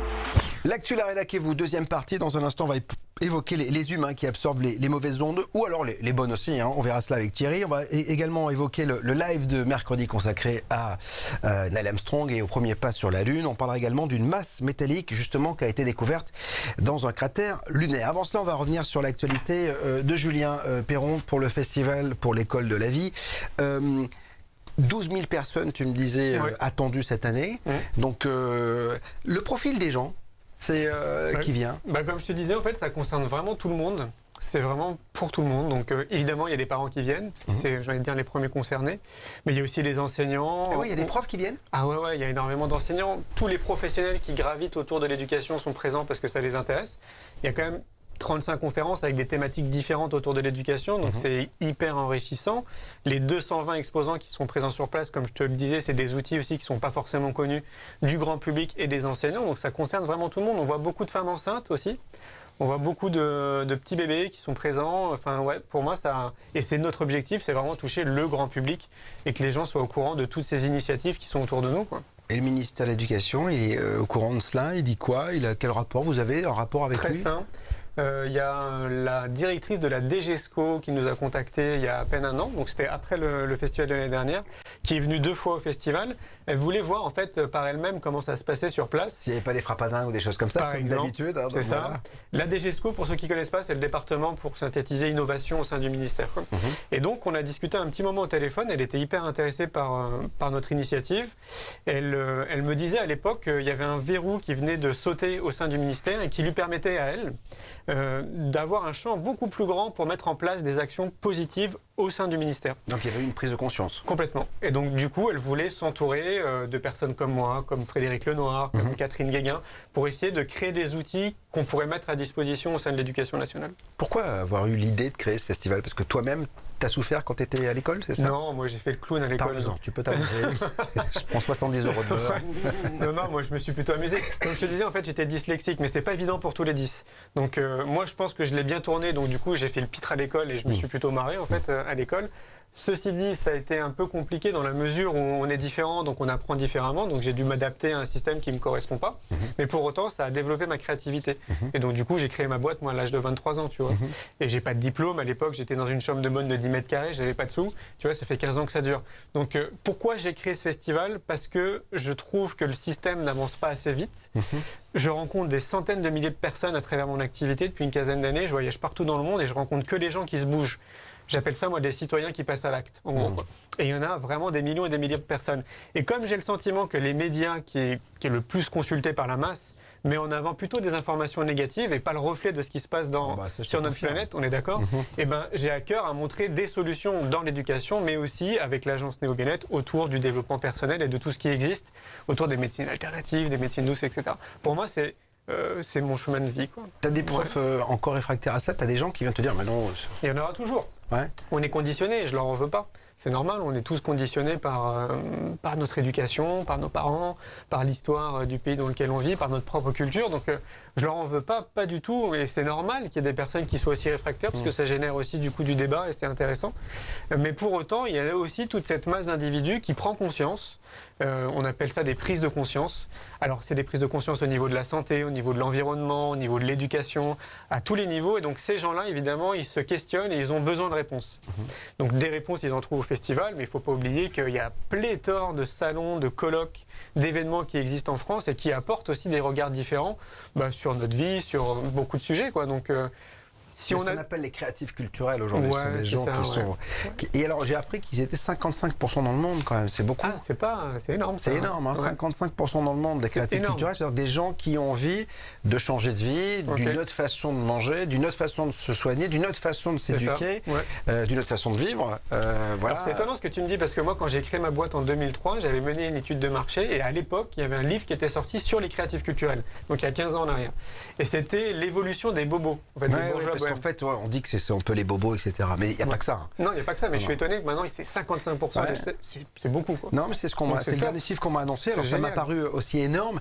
Mais effectivement, regarde dans les grandes villes, c'est souvent là où ça bouge énormément. Il y a une prise de conscience que les gens sont étouffés par la jungle urbaine, etc. Ils veulent autre chose. Et ils veulent... On trouve presque plus du bio à Paris aujourd'hui qu'à la campagne. Donc, ça, c'est bon signe, effectivement. Ça veut dire que les citoyens demandent.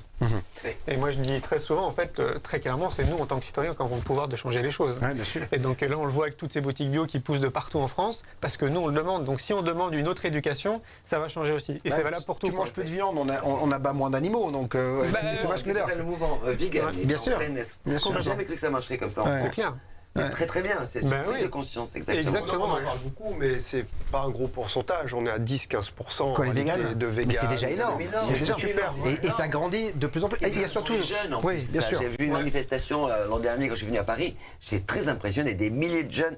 C'est très très bien, c'est une prise de conscience qu'il faut changer. Il faut changer ses habitudes. Mon fils, 23 ans, ça fait 4 ans qu'il est végétarien, donc voilà, il ne mange plus rien. Donc voilà, Oui, oui, là-dessus, il dit, il y a une question d'éthique, il y a tout ça. Son donc, choix, ouais, bien sûr. C'est ce que j'allais dire. Il ne faut pas non plus encourager le monde entier à être vegan. Ah non. Et non, parce qu'il n'y aura Non, jamais non, assez mais- de champs. Non, puis surtout- non, Déjà. Va poser des brocolis ou Mais des... c'est une démarche qui est plutôt saine. Mais être vegan ne correspond pas à chaque corps humain. mais il y a C'est ça quelque qui est chose qui a important. changé Tout aussi. à fait d'accord.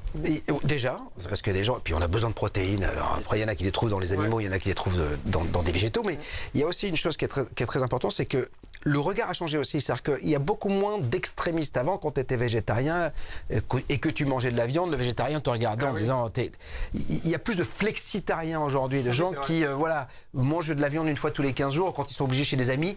Voilà, avant, quand tu avais un végétarien qui venait, c'était le bordel. Tu te dis, putain, là, maintenant, le mec fait, écoute, moi, je mange pas de viande, si tu m'en fais, t'inquiète pas. Voilà, et ça, je trouve... Voilà, et je pense que ça va marcher de plus en plus comme ça. Exactement. Ça marchera C'est ça, mieux. c'est prise de conscience. Bien sûr. Exactement. Avant, dans un repas, t'osais pas dire si tu faisais un peu des trucs énergétiques, t'osais pas clair. parler de la vie après la mort. Maintenant, on est passé effectivement aussi à ce chiffre qui correspond à plus de 50% de gens qui sont un peu éveillés ou qui ont fait des prises de conscience. Ouais. Et on se rend compte qu'en fait, autour d'une table de 6, toi aussi tu fais ça, toi aussi tu t'intéresses à ça. Et qu'effectivement, il y a un mouvement comme ça Et ça a grandissant. avancé très vite. Moi, il y a 15 ans, quand j'ai créé ma boîte, on allait voir le monde de l'entreprise parce qu'on se disait que c'est là où il y a de l'argent et on parlait de bien-être. Et juste parce qu'on parlait de bien-être, ils pensaient qu'on était une secte. Bien sûr. Et là, depuis 15 ans, maintenant, on parle de méditation, On de parle que de ça, yoga, hein. Les entreprises d'hypnose. Ouais, tu vois. accueillent que des coachs, des choses ça. en bien-être, en Ouais, développement c'est personnel, ça. etc. C'est pour ça que moi, je suis très confiant, en fait. Je pense qu'on a vraiment pris une bonne direction globalement, sauf qu'on est très très lent en France et qu'on a toujours 15 ans de retard sur beaucoup de choses. Quoi. C'est bien de le reconnaître. Le problème, c'est que tu as la vitesse des citoyens et tu as la vitesse des instances gouvernementales qui est beaucoup plus lente parce que et c'est pour ça que ça passera souvent par les citoyens. Tu as passe plus de par- chances de faire bouger les lignes avec le monde associatif que quand tu es au gouvernement. Très Donc, clairement. voilà. Donc, Très clairement, toi, avec ta chaîne BTLV, tu fais bouger aussi les lignes, tu vois. Et on est plein d'acteurs, en fait, comme ça, divers et variés, avec des réseaux différents, avec des énergies différentes, qui font bouger les choses. Bien sûr. Et ça, il faut le rappeler, parce qu'on a le sentiment d'avoir ces prises de conscience depuis 5-6 ans, mais il ne faut pas oublier qu'il y a des gens qui font le job depuis une quarantaine d'années pour ça. quoi. ouais. Ouais. Moi, c'est ce que je dis. Il y a des gens qui ont balisé le terrain quand même. Hein, donc C'est voilà. Qui finance votre parce que ça vaut une blinde quand même une réserve africaine. Est-ce Ça- que vous avez des dons? ça coûte Comment une ça se blinde, passe? comme vous dites. Les animaux, les machins, l'entretien, les gardes. Vous disiez que vous avez des armées pour les protéger. Qui finance? Alors nous avons 2 lodges qui... On a des images, hein, je crois. Voilà, c'est ça. Voilà. Donc Ça c'est le... ça c'est au petit déjeuner, la c'est sympa réserve. quand même. Hein, donc, voilà, donc, un terrain. Lodge, non, lodge, c'est l'endroit où tu dors. C'est l'endroit où on dort. Voilà. Voilà. J'en ai 2. J'ai le Safari Lodge. C'est une très belle image. Ça. Ouais, c'est beau ça. Comment ça s'appelle ça comme animal? Ce sont des nialas. Les nialas. D'accord. ok. Et voilà, ça c'est la réserve, ce sont nos éléphants, Les zèbres. zèbres, et après vous allez voir le lodge. Oh, Ce les sont hippopotames. Roméo et Juliette. Les hippopotames. Ça, c'est un bébé éléphant. Alors les hyènes, c'est pas le truc que j'aime le plus hein, quand même, donc ça me fait un peu peur, la hyène. La hyène me- C'est dommage qu'on n'a pas vu le lodge là, mais Ouais. le lodge donc c'est son... On va la voir, on va Ce la sont voir. 2 Voilà, c'est de ça. résidences. Voilà. Ça c'est Safari Lodge. Il n'y a que 8 chalets individuels.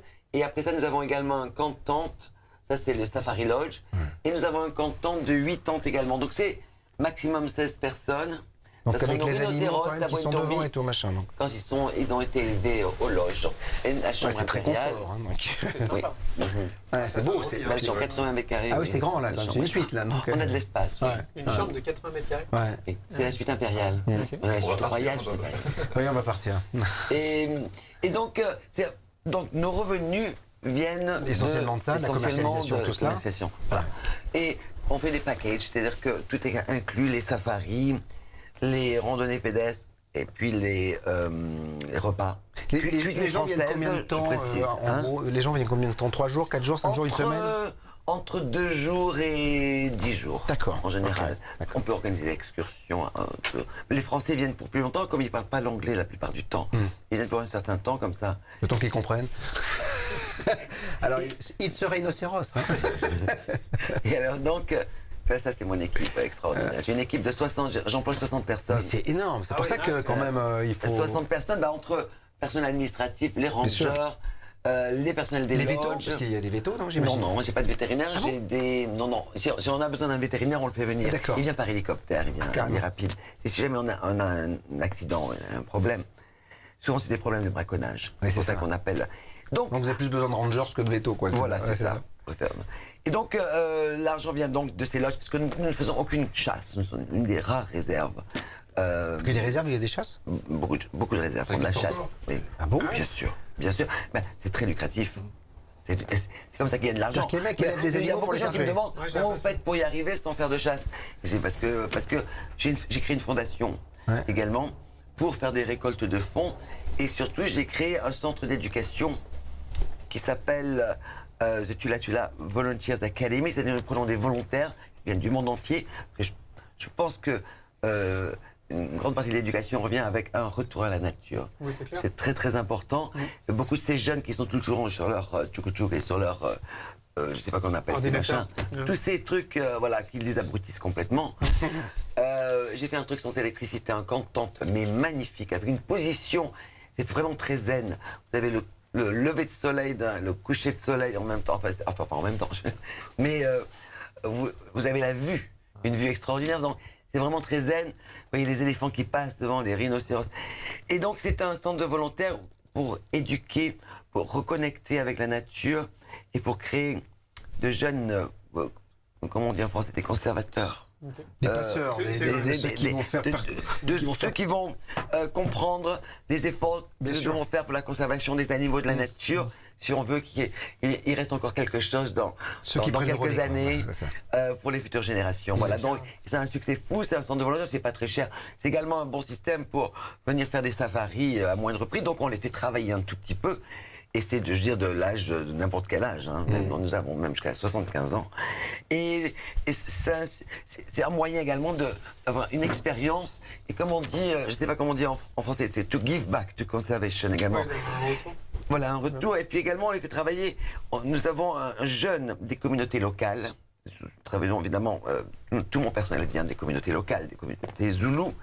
Et nous faisons venir un jeune, ou une jeune femme ou un jeune homme des communautés locales, à chaque fois gratuitement, pour les éduquer sur les problèmes de braconnage, sur les problèmes de conservation de la nature des animaux, pour créer une prise de conscience.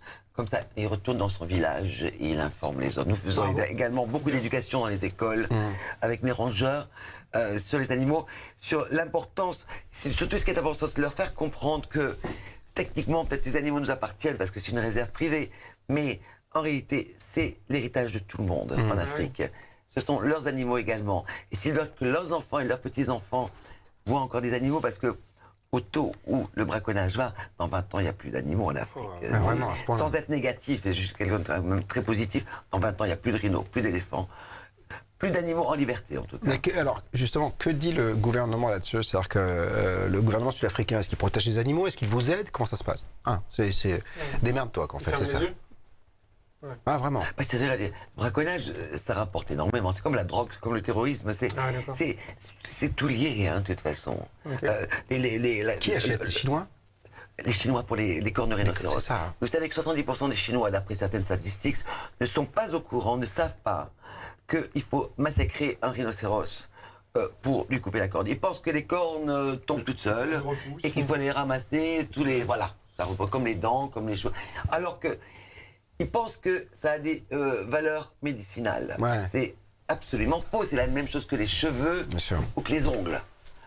Donc, c'est quand même l'absurdité de la chose qu'une espèce comme les rhinocéros vont être extincts dans 20 ans à cause de traditions ou de croyances absurdes, parce qu'elles sont absurdes. Donc voilà, donc le braconnage malheureusement rapporte énormément d'argent. En Chine, au Vietnam, vous payez la poudre de rhinocéros que vous allez sniffer ou je sais pas quoi mettre dans un lit, je sais pas moi. Et $60,000 le kilo. Ça veut quand même avoir de l'argent. Donc maintenant c'est devenu un statut. Oui, c'est ça. C'est je suis riche, je peux m'offrir ça. Voilà. Ah. C'est effrayant, quoi. Donc on lutte contre ça. Bien sûr. Donc contre ça, il y a évidemment, c'est pour ça que j'ai une mini-armée, parce qu'évidemment il y a l'éducation très importante. Ouais, la pédagogie en bien sûr, Chine, bien sûr. Au Vietnam, mais l'éducation également au niveau local. Comme ça, ces petits jeunes gens que nous éduquons, pour leur faire comprendre que si jamais ils connaissent un braconnier, parce que ils se connaissent entre eux. Tous, ouais, bien sûr. Voilà, donc on essaye, voilà, de notre côté, d'éduquer les communautés locales au danger du braconnage et au futur. Leur donner cette vision du futur. L'éducation par les animaux, il y a ou pas Bien sûr. Alors, Ouais, complètement, parce que justement, je voulais en parler, il y a de plus en plus d'écoles en forêt, par exemple. j'adore. Ouais, c'est top comme idée, en fait. Justement, ça rejoint cette Retour idée. à la nature. Exactement, ouais. Et il y a de plus en plus d'écoles de l'éducation nationale qui font intégrer la nature au sein de l'école. Alors, c'est juste un petit jardin, par exemple, un petit potager, ou un lapin dans une classe, ou, je sais pas, un chat, par exemple. Parce qu'ils ont compris que c'était hyper important aussi dans l'éducation. Et là, on parle un peu de l'école de la vie, en fait, de se reconnecter avec nos éléments qui nous entourent. C'est un lien à l'animal, de toute façon. Mais complètement, ouais. Et puis ça se développe très très bien en fait. Puis il y a plein d'études d'ailleurs qui démontrent que ça fonctionne très bien. Les enfants, les premiers, sont demandeurs de se retrouver en pleine nature et avec des animaux. Donc on a tout intérêt, quoi. La compréhension que nous sommes tous interconnectés. Mais Bien oui. sûr. Que sans les animaux, les humains ne peuvent pas vivre. Mais oui. Et vice inversement versa. proportionnel, Ouais. bah ouais, bien sûr. Ouais. On fait partie d'un grand tout. Donc moi je dis très souvent, il ne faut pas tuer des moustiques. Faut pas. On est d'accord. Absolument. Mais ouais, faut pas tuer. Rien les araignées. Exactement. Faut rien Ouais. tuer. Faut rien tuer. Ouais. Bah, toute vie est sacrée, hein. Donc voilà. On est Donc, d'accord. voilà. Et elle n'est pas là par hasard. C'est-à-dire que le Non. moustique va servir de déjeuner C'est ça. à un animal qui lui va servir à ceci. Exactement. Il y a toujours quelque chose. Donc, Ouais. et puis après tu te protèges. Voilà. On va évoquer les humains qui eux absorbent les mauvaises ondes. C'est dans l'actu La Rédac et vous avec Thierry. Dis-moi tout. Absolument. Ou les bonnes ondes. Hein. C'est-à-dire que c'est Ah bah oui. c'est une éponge en fait. l'humain. Voilà, c'est exactement ce que dit, comment elle s'appelle, Olivia Baderly, le corps humain est comparable à une éponge. Ouais, mais parce que Et je on suis est un tous, peu un spécialiste. on est tous liés, effectivement. Et bien sûr, on va, en fonction de la personne avec qui on va être, Ouais. ou de l'endroit où on va être, mais surtout les personnes, on va avoir notre fréquence vibratoire qui va augmenter ou baisser tout simplement. Et là, ils font des mesures. On se met au diapason en fait. On c'est se ça. met au diapason. Le problème, ça va être ce qu'on appelle les vampires. Les vampires énergétiques. Énergétiques qui vont effectivement, on a de très belles photos qui montrent ça, c'est des photos un petit peu artistiques, mais voilà, des gens qui vont nous parler, nous raconter leur vie par exemple, et qui vont en fait nous pomper. Tu nous saoules. Ouais, c'est Voilà. c'est tu nous Notre saoules. énergie. Et oui, parce qu'on Mais a il y en a l'impression plein, hein. qu'elle me Il y en a saoule plein. intellectuellement, Bien sûr. mais il y a autre chose de plus subtil, c'est qu'en même temps, Regardez ce qu'on voit là. C'est les voilà, auras qui. c'est on s'est fait accrocher. Bien souvent, c'est ce qu'on sent. On n'arrive pas à séparer la personne avec qui on discutait. Elle bavarde, elle nous repose des questions, elle nous parle de ci, elle nous parle de ça. Je parle d'une conversation, mais ça peut être tout à fait autre chose. Ça peut être une personne qui est sur notre côté et depuis 10 Non, mais minutes, je même- me sens fatigué. Même, Oh là, je me sens plombé. même, je me même sens amoureusement, pas bien. il y a des personnes qui se font bouffer du coup, c'est énergétiquement par leur compagnon ou leur compagne. Hein. Donc voilà, il y a besoin de se. Et à leur insu, parce que parfois Ouais, la bien personne sûr, n'en a sans pas le totalement savoir. conscience. Ouais, bien sûr, Ouais. sans savoir. Mais c'est le pire, hein, c'est le Ah bah ouais. Voilà, c'est le vampirisme énergétique. On en avait fait pas mal d'émissions là-dessus. C'est violent. Hein. Donc, Donc, effectivement, dans tous les couples, puisque un couple est souvent ensemble, donc couple professionnel, ouais. couple. Et le d'amoureux. rapport chef-employé aussi. Alors là, Donc voilà, et là effectivement, ce rapport-là va faciliter si le patron est un peu vampire, et il va encore plus pouvoir profiter de la personne. Et tout ça, souvent, est inconscient. C'est-à-dire que le vampire ou le vampirisé ne va pas forcément s'en rendre compte. Et quand on est plombé, voilà, faut se dire, bah, tiens, est-ce que je suis fatigué ? Ou est-ce que je me suis fait un peu attraper ? Et là, quand on en est conscient, effectivement, on peut avoir le choix de se dire, bon, alors celui-là, faut pas trop que je traîne avec lui, ou que je m'en sépare complètement, par exemple. Mais je pense qu'intuitivement, on le sait. Hein. C'est juste qu'on n'écoute pas notre intuition. Quand on est justement avec ce type de personne, je pense qu'il y a une vraie partie de nous, en fait, qui le sent bien, qu'on n'est pas du tout à l'aise ou qu'elle nous prend notre énergie, mais on n'écoute pas cette partie intuitive. Quoi. Et c'est Ça, difficile des parce choses que qu'on devrait développer. ce dessin, on le montrait très bien, harponné, quoi. On Ouais, s'est voilà, fait. c'est ça. Il y a vraiment, même énergétiquement, c'est comme une main qui va. Que faire ? Parce que là, on a fait le constat. Alors, C'est quoi les solutions ? il y a plusieurs solutions. Donc, vraiment, ne pas trop passer de temps avec les gens qui vont vous vampiriser. Mais comme quand tu le vous disais, les on ne avez. sait pas forcément. Ben oui, mais maintenant on le sait qu'on va le sentir. Tiens, je suis fatigué. Tiens, je rentre chez moi, je suis énervé. Voilà. Mais avec qui j'étais toute l'après-midi ? Voilà. Ah tiens, c'est comme la semaine dernière. C'est parce que c'est vendredi. Donc que je suis identifier les bonnes personnes. bah, identifier, et puis les bonnes personnes, les personnes qui vont nous... On voit, tiens, on se fait un petit déjeuner entre copines, parce que se voir toutes les deux, soit il y en a une qui en a beaucoup et l'autre pas assez, ça va remonter l'autre sans trop Parce qu'il y a affecter. les boosters aussi. Il y a Eh ben ceux qui voilà. vampirisent C'est et puis il y a aussi- ceux qui vous filent il y la a le pêche. positif. Positif, ouais. Bien sûr qu'il y a le positif. Et ça, c'est bon de le savoir et de savoir avec qui on est bien. Mais on le sent, on doit pouvoir le sentir.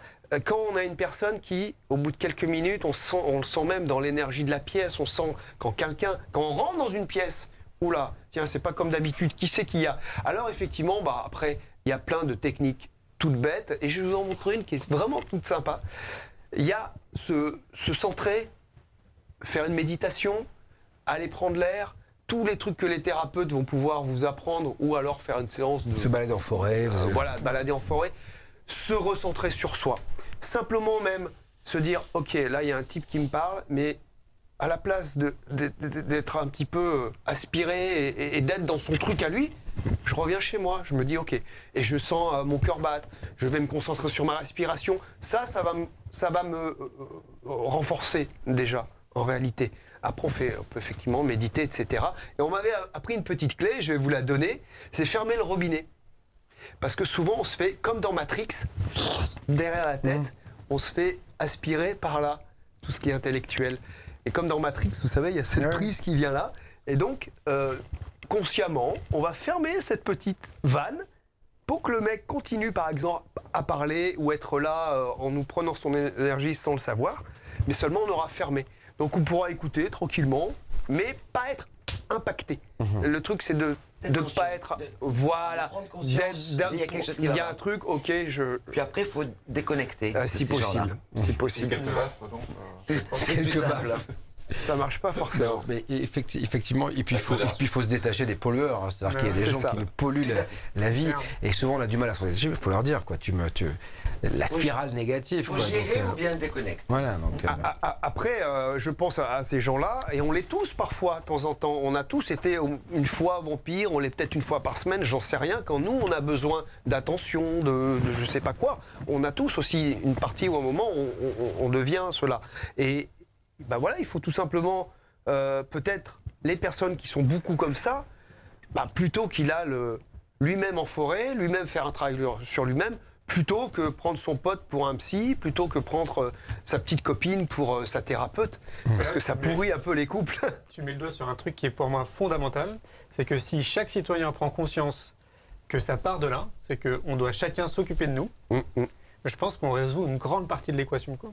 C'est-à-dire que si chacun conscientise qu'on a vraiment intérêt à s'occuper de nos propres bien-être, qu'est-ce qui est bon pour moi, qu'est-ce qui est bon pour mon corps, qu'est-ce qui est bon pour mon esprit, quels sont les outils que je vais pouvoir mettre en pratique dans mon quotidien tous les jours pour que je sois bien, je pense qu'on résoudrait une grande partie de l'équation du mal-être un peu ambiant mondial. Ouais. Quoi. Non, puis après, il y a aussi ceux qui pensent que le bonheur vient des autres. C'est-à-dire qu'en fait, il y a aussi comprendre que si tu n'es pas heureux déjà toi-même dans ta vie, ça sert à rien d'essayer de le trouver dans le regard de l'autre. Souvent, le nombre de gens qui disent il m'a pas rendu heureuse ou il m'a pas rendu heureux, elle m'a pas rendu heureux. Mais ça part de toi déjà. C'est la mendiance du cœur. C'est les gens qui mendient l'amour. Alors on dit souvent c'est pas facile, mais la première personne qui doit s'aimer, c'est soi-même. On doit essayer de s'aimer soi-même. Comme ça, on n'a besoin de rien. En fait, on a besoin de rien. Tout est là. Tous les thérapeutes, les maîtres spirituels le disent, tout est là en nous, tout est là.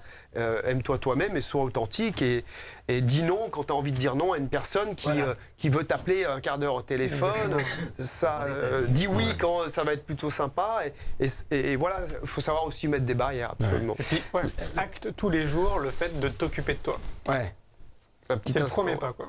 Et de faire de ton mieux, en fait. Alors justement, ça me donne l'occasion de rebondir. Est-ce que vous arrivez à vous occuper de vous? Parce que quand on a un tel travail avec autant d'animaux, est-ce qu'on ne s'oublie pas un peu? Complètement. Oui, c'est ça. Bien sûr. C'est compliqué?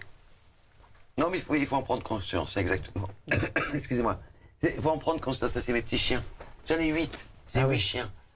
Je récupère tout ce que je trouve. Ce sont des chiens perdus, abandonnés. Il y avait des rhinocéros derrière aussi. C'est un centre de réhabilitation. D'accord. Combien d'animaux il y a aujourd'hui? Vous savez à peu près sur la réserve? Non, je sais pas. On a 29 éléphants. C'est Tabo quand il était bébé. Mais c'est un crocodile, là? C'est un faux. Non, c'est un faux crocodile. J'ai eu peur, là.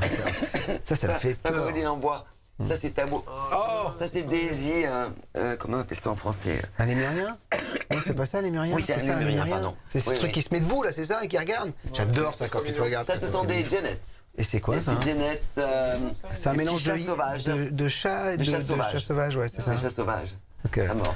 Ça, c'est un hippopotame avec un rhino. Ça, c'était dans notre centre, notre orphelinat de rhinocéros qui a été attaqué par 5 types armés. Ah ouais. Et qui ont tué 2 de nos rhinocéros. Vous voyez la taille de ces bébés rhinocéros? Voilà, ils sont venus pour ça. Ils ont tué 2 de nos bébés rhinocéros qui allaient être relâchés pour mettre dans la nature. Ils avaient 18 mois, comme ça.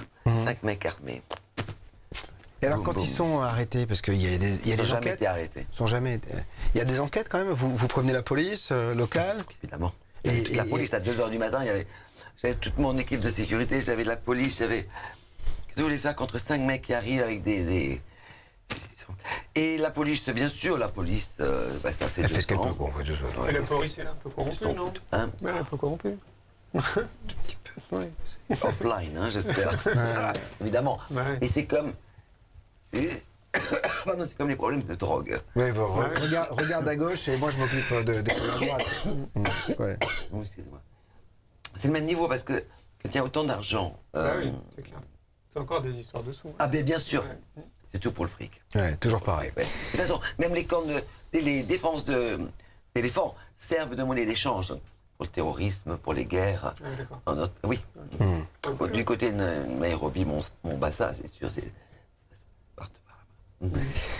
Bon, bah, en tout cas, c'est un bel investissement et c'est raconté dans cet ouvrage. Un éléphant dans ma cuisine, avec beaucoup d'humour, bien évidemment. Cet éléphant est vraiment dans la cuisine, hein. C'est pas une, Ah oui, c'est pas oui. une blague. Hein. Donc, c'est-à-dire que, Oui. voilà, donc c'est. C'est un de nos grands mystères, d'ailleurs, que nous n'avons pas réussi à comprendre, en comprenant l'esprit de famille des éléphants, comment ce bébé éléphant s'est retrouvé à plusieurs kilomètres du troupeau d'éléphants et la mère n'a même pas essayé de le rechercher. Alors que ce bébé éléphant n'était pas du tout rejeté, il était en pleine santé. Enfin, c'est pas grave, on a beaucoup aimé l'avoir dans ma cuisine. Bien sûr. Et après, ce qui a été important, c'est de le ramener à sa maman. Voilà. Et elle l'a accepté? Elle l'a accepté. Bon, magnifique. Ouais, elle l'a Justement, le accepté. statut de... Sont toujours des animaux sauvages. Est-ce qu'on pourrait, par exemple, les relâcher dans d'autres réserves? Ils restent complètement sauvages, les animaux avec qui vous êtes? Tous nos animaux sont sauvages. Et le fait d'avoir ce contact avec vous, quand même très particulier, ça ne... Très particulier parce que je crois que c'est une question de respect mutuel qui a été créée avec mon mari également. Et également le fait qu'ils ont tous un nom. Nous avons un arbre généalogique. Ils ont chacun d'entre eux a sa carte d'identité, photo, date de naissance, caractéristiques, personnalité, comme les humains. On les traite comme des humains finalement. Mais Ils ont leur compte. Alors, on va sans transition aucune partir dans les étoiles parce que vous le savez, le 21 juillet 1969, l'homme a marché sur la Lune. N'en déplaise à tous les complotistes qui disent le contraire. On va fêter dignement ce 50e anniversaire. D'ailleurs, lors des rencontres du mystère et de l'expliquer, j'en profite pour remercier à nouveau Gilbert Attard du Crop Science qui avait organisé une exposition durant ces 3 jours pour vous permettre d'avoir des documents assez exceptionnels. Eh bien, je recevrai mercredi dans le live François de Closet, journaliste scientifique bien connu des plus de 40 ans, même des plus de 50. Erwan Le Courtois, le rédacteur en chef de OVNI, Science et Histoire, si je ne m'abuse. Et puis Luc Marie, qui lui a écrit un bouquin fabuleux, 100 idées reçues, contre-vérité et faits insolite sur la conquête spatiale. Petit jeu, tiens, voilà, avant de diffuser la bande-annonce du live. Neil Armstrong disait sa prière avant de poser le pied, a dit sa prière avant de poser le pied sur la Lune. Vrai ou faux? Vrai. Faux. Donc voilà, c'est ce qu'on a dit, c'est une légende. Donc le père des programmes Apollo était un ancien nazi. C'est vrai. Vrai. Von Braun. Von Braun, voilà. Ben oui, parce que quand on est intelligent, même si on a été nazi, les Américains, vous savez, vous récupèrent et ça leur a oui. permis. Il avait inventé les V2, donc Ouais. les missiles.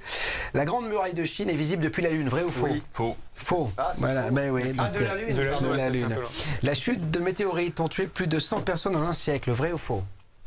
Combien de personnes? En un siècle. Plus de 100 personnes en un C'est siècle. vrai. Je le sens Ouais, moyen. ouais. allez. Faux. Titan est l'astre le plus lointain exploré in situ par l'homme. Vrai ou faux? Non, faux. Vrai. Un trou noir de la taille d'un ballon de foot pourrait avaler la Terre. Vrai ou faux? Ah, je dirais Ah vrai, oui. moi, pour rigoler. Vrai. Bah, c'est pas ce que vous avez Un dit. ballon de football. Top. On pourrait être. Voilà. En tout cas, c'est un super bouquin et on évoquera bien sûr mercredi soir.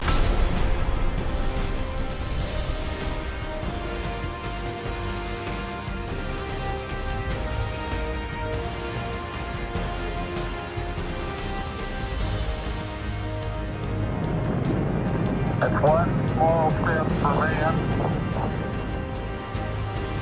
one giant leap for mankind.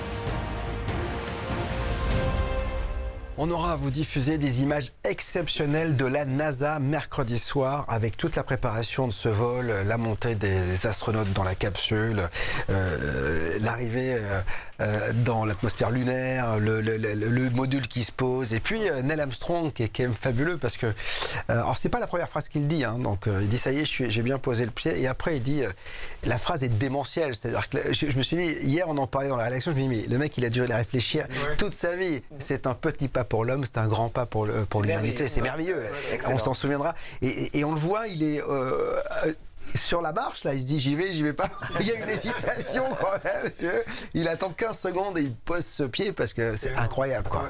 Ces mecs ont vécu des choses absolument incroyables. Je me pose la question, pourquoi il y a des détracteurs? Pourquoi il y a des gens qui pensent qu'on n'a pas été sur la Lune? C'est quoi l'intérêt? C'est la guerre froide qui a fait ça. C'est qu'en fait, on était à une course d'armement entre la Russie et l'Amérique. C'était la suprématie de tel ou tel pays.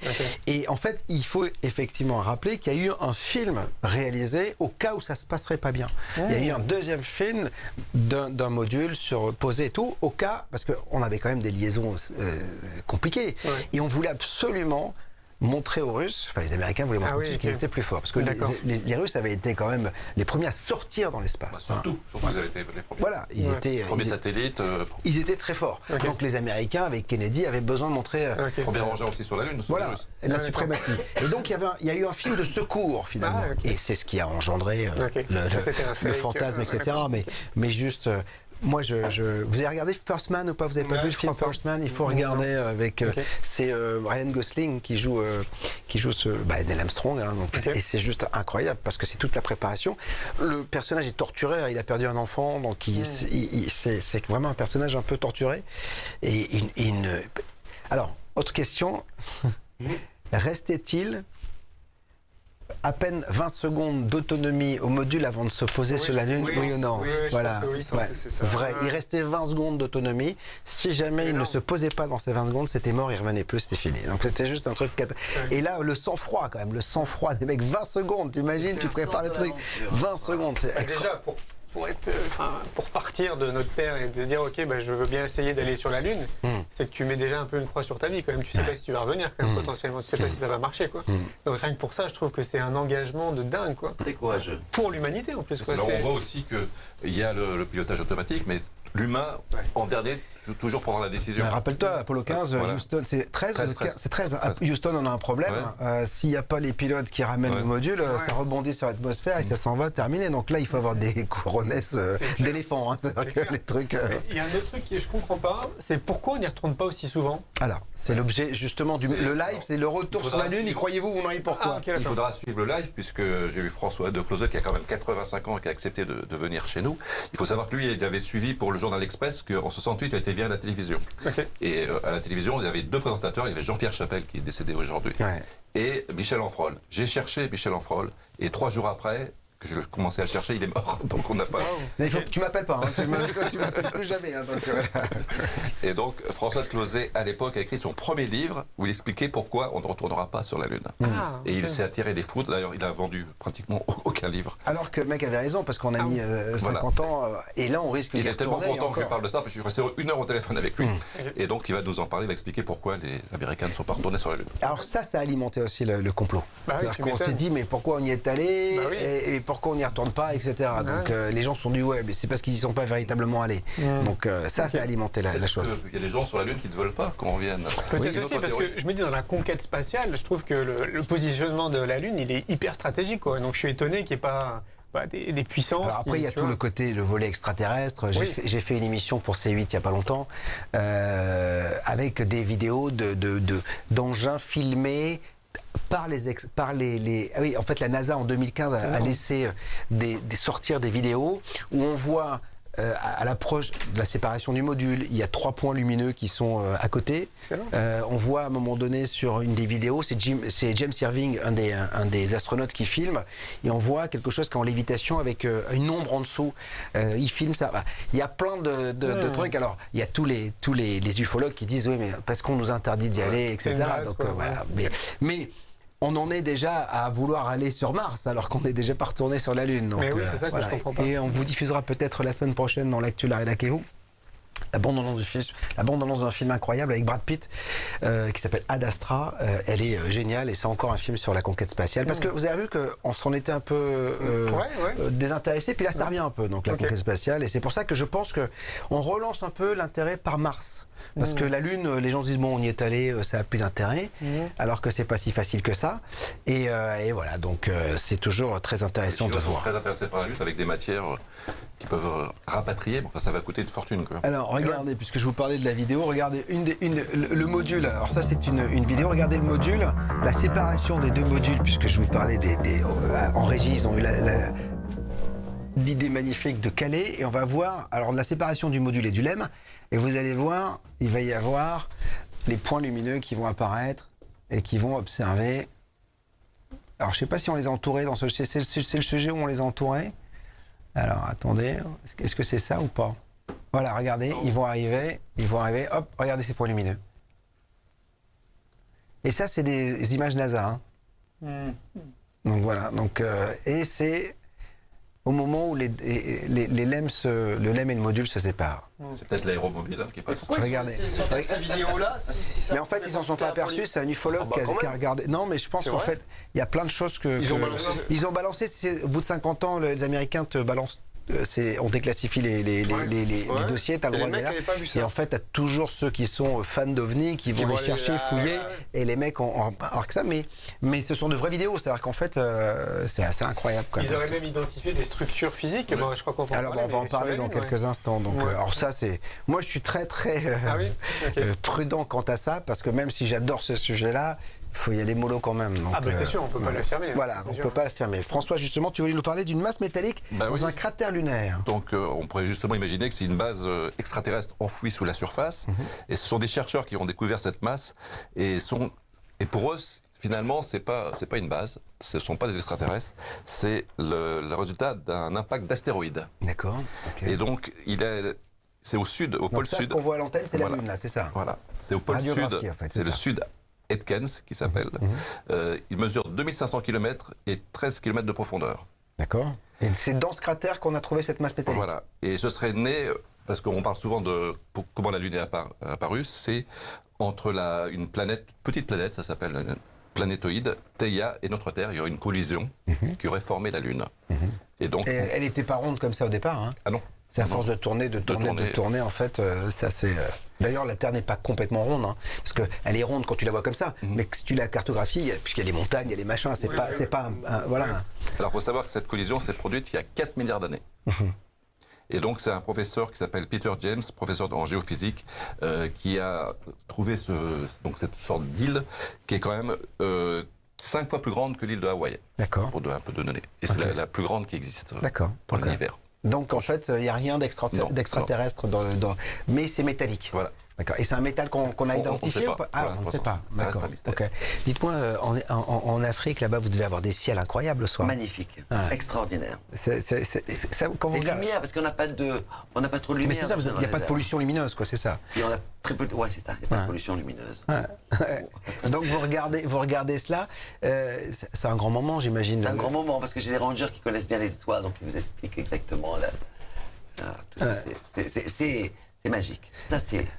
La nuit, il ne faut pas sortir chez vous là-bas, non? S'il y a tous les animaux un peu... Les camps sont entourés de... c'est un petit fil électrique. Oui. Faut pas que les éléphants viennent vous déranger pendant que vous dormez. Ouais, c'est ça. Ils sont un peu envahissants. On est à 29 maintenant.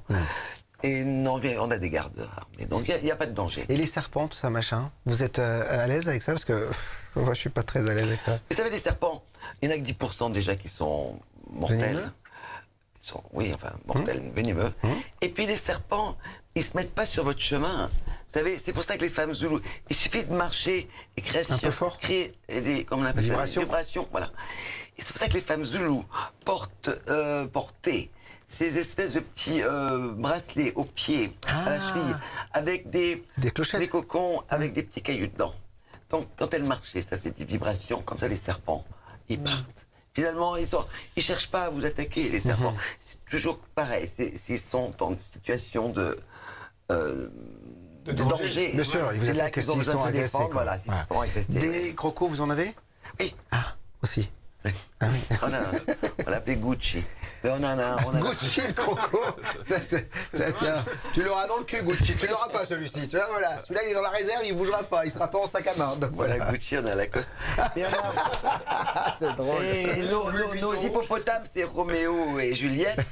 Et ils s'entendent très bien tous ensemble. D'accord. J'ai des photos magnifiques avec les éléphants, les hippopotames, les crocodiles. Et maintenant, même les rhinos. Je pense que le point de réunion là-bas pour les animaux, c'est toujours le point d'eau. C'est là d'ailleurs que les braconniers mettent les collets Bien autour. sûr. Ouais. Voilà. Et donc, et c'est là que nous allons les enlever à chaque fois. Parce que nous faisons des balayages, bien sûr, des nettoyages de collets. Mais c'est merveilleux de voir tous ces animaux. On n'a pas de problème d'eau pour l'instant. Alors justement, je vous disais, voilà, parce que... On a eu une sécheresse épouvantable il y a quelques années de ça. Et heureusement, il y a 3 ans, ça, on a eu des pluies diluviennes qui nous ont sauvés. Sinon, vers le nord de la province et même le nord de l'Afrique du Sud, ils ont été obligés de faire de l'abattage régulateur parce que plutôt que de voir les animaux mourir de soif et de faim, parce que c'est pas l'eau qui manque. Il y a l'eau qui manque, bien sûr, mais il y a plus d'eau, une sécheresse de plusieurs années, vous n'avez plus rien à manger. Donc les animaux meurent de faim, Bien sûr. de soif. Et donc, plutôt que de les voir mourir, ils ont fait un abattage de buffles et hippopotames, surtout, voilà. D'accord. On va bientôt se quitter. Avant, j'aimerais revenir sur une dernière fois sur le festival pour l'école de la vie. C'est du 20, 21 et 22 septembre, c'est ça? Comment on réserve, comment on fait, comment ça se passe? Eh ben, il faut aller sur le site, on va sur son moteur de recherche préféré, on tape Festival pour l'école de la vie, on tombe sur le site, puis il y a une rubrique billetterie, tout simplement. Les tarifs sont moins chers sur le site internet que sur place. Bien sûr. Sur place, c'est 10 € par jour. Et, on peut payer sur place quand même. On peut payer sur place, il y a une billetterie, ouais. Et sur le site, ça revient à 10 € donc la journée, 15 € les 2 jours et 30 € et 20 € pour les 3 jours. Donc il y a des exposants, il y a des conférences? Exposants, conférences, ateliers, spectacles pour les enfants et pour les adultes, des concerts. Ce qui est génial, c'est qu'on est en plein air. En fait, on mange sur place, on peut manger, il y a de la restauration. Il y a 13 food trucks, ouais. Il y en a pour les végétariens, les végétaliens, il y en a pour tout le monde. On est en plein air, c'est ça qui est chouette. On est dans un parc qui est magnifique. Dans le sud, généralement, il fait beau. Il fait beau, c'est ça. Le parc, il est magnifique, il y a une forêt de bambou, il y a des plantes endémiques à l'intérieur. Donc, on parlait de retour à la nature tout à l'heure au niveau de l'éducation. C'est aussi bien, je trouve, que ce festival ait lieu dans la nature parce que ça apaise tellement les gens, ça fait tellement du bien de se retrouver pendant 3 jours dans cette nature que... On a mis le site à l'antenne, là, comme ça, pour voir toutes les animations, les conférences, etc. Et puis, si vous êtes feignant, vous allez sur btlv.fr.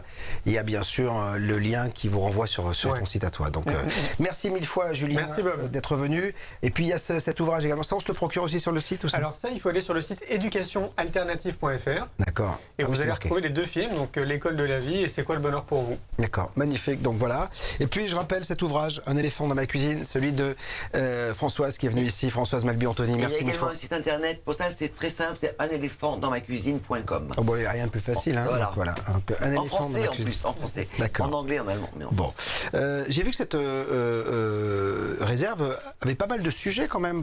Beaucoup de gens se sont intéressés, des médias se sont intéressés à votre. J'ai vu pas mal de reportages. Oui. Ouais, c'est ça. Donc, tant mieux. Bravo en tout cas pour le travail que vous faites. Merci. Et puis c'est chez Très Daniel, éditeur. Merci 1000 fois. Avant de partir, l'agenda culturel.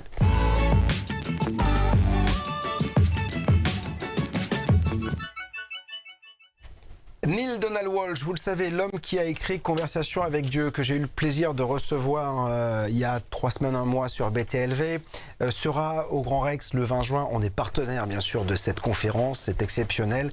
Donc, soirée à ne pas louper. Il y a déjà plus de 2000 personnes qui ont pris leur ticket. Il reste quelques places. N'hésitez surtout pas. Là aussi, vous avez les liens sur btlv.fr.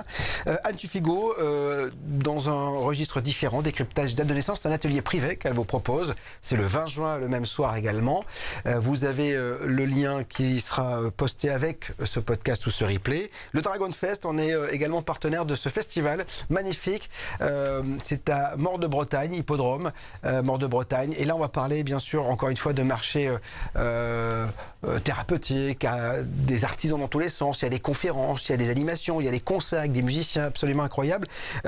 Nel Aubry, qui est à l'initiative de ce festival, était notre grand témoin de la semaine dernière, ici même dans l'actu La Rédac et vous. Et puis, je le rappelle, donc le festival en septembre pour l'école de la vie, avec Julien, qui était notre grand témoin, un des deux ce soir, ou ce jour, ou cet après-midi, c'est quand vous voulez. Vous pouvez regarder cette émission. Merci à tous, merci François. Merci Bob. Merci Thierry. Salut Bob. Merci messieurs, dames, d'avoir été avec nous. Merci à la régie, il y avait Thibaut et Mathis. Merci à Amélie qui s'occupe des réseaux sociaux, à tous ceux qui sont dans l'ombre et qui travaillent pour faire en sorte que ce média continue à être le numéro 1 sur le mystère, l'inexpliqué et la complémentarité. Salut. Pour avoir accès à BTLV via un Android, il suffit tout simplement d'ouvrir votre navigateur internet. Vous tapez btlv.fr dans votre barre de recherche. Ensuite, vous cliquez sur les 3 petits points en haut à droite de votre écran, puis vous cliquez sur « Ajouter » sur l'écran d'accueil. Ensuite, vous cliquez tout simplement sur « Ajouter » et l'onglet BTLV apparaît comme par magie sur votre écran. Il vous suffira de cliquer sur cet onglet pour avoir accès aux émissions radio et télé de btlv.fr.